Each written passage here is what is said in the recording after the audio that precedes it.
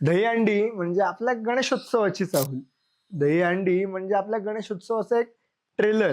गणेशोत्सवासोबतच एक महत्वाचा उत्सव महाराष्ट्रात मानला जातो तो म्हणजे दहीहंडी.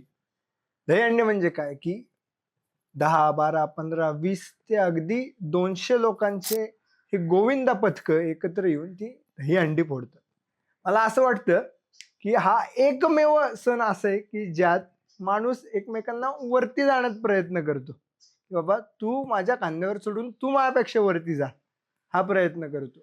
आज अनेक अशी दहीहंडी पथकं आहेत, की ज्यांनी नामांकित दहीहंड्या फोडलेल्या आहेत. या दहीहंडी पथकांची संख्या किंवा पथकांमधल्या गोविंदांची संख्या हळू आता कमी होत चाललेली.